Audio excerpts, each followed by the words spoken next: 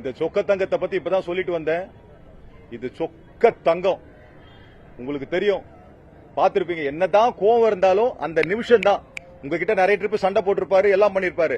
ஆனா உண்மையா சண்டை போட்டோம் அந்த நிமிஷம் தான். அதாவது உண்மை இல்ல, எதுவா இருந்தாலும் கக்கிடுவாரு, மனசுல எதுவுமே வச்சிருக்க மாட்டாரு. அது மாதிரி ஒரு தெய்வம் இன்னைக்கு இப்படி ஆயிருக்கு.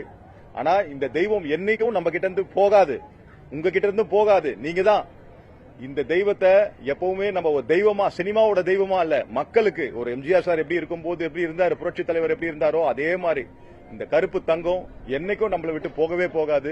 எவ்வளவு படங்கள் நான் கூட இருந்து சாப்பிட்டவன், அதான் சொல்றேனே, எல்லாருக்கும் சாப்பாடு கொடுத்தாருன்னு கேள்விப்பட்டவங்க தான் பல பேர் இருப்பாங்க.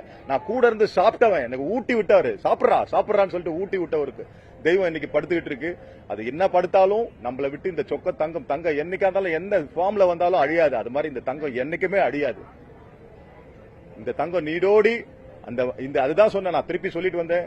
இந்த நடிகர் சங்கத்தை மீட்டு கொடுத்த சங்கம், எங்க ஸ்ட்ரென்த் யூனியனை காப்பாத்தின சங்கம். இன்னைக்கு ஸ்ட்ரென்த் கலைஞர்கள் இப்படி வளர்ந்து இப்படி இருக்காங்கன்னா இந்த ஸ்ட்ரென்த் யூனியனுக்கு எம்ஜிஆர் சாருக்கு அப்புறம் அடுத்த எத்தனையோ நடிகர்கள் இருக்காங்க, இல்லன்னு சொல்லலாம். ஆனா இந்த அளவுக்கு ஒரு முக்கியத்துவம் கொடுத்த விஜயகாந்த் அண்ணன், விஜய் அண்ணன், நாங்க விஜய் அண்ணன் கூப்பிடுவோம். நீங்க கேப்டன் சொன்னாலும் விஜய் அண்ணன் அப்படியே ஒரு சொந்தத்துல எப்படி இருப்பாங்க, ஒரு அண்ணன் தம்பி எப்படி கூப்பிடுவாங்க, ஒரு அப்பாவை எப்படி கூப்பிடுவாங்க, அது மாதிரி வாழ்ந்தவங்க நாங்க.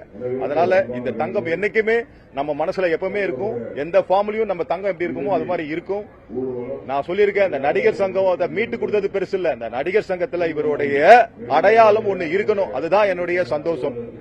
இது மக்களுடைய சந்தோஷமா இருக்கும்னு நான் நினைக்கிறேன். நன்றி.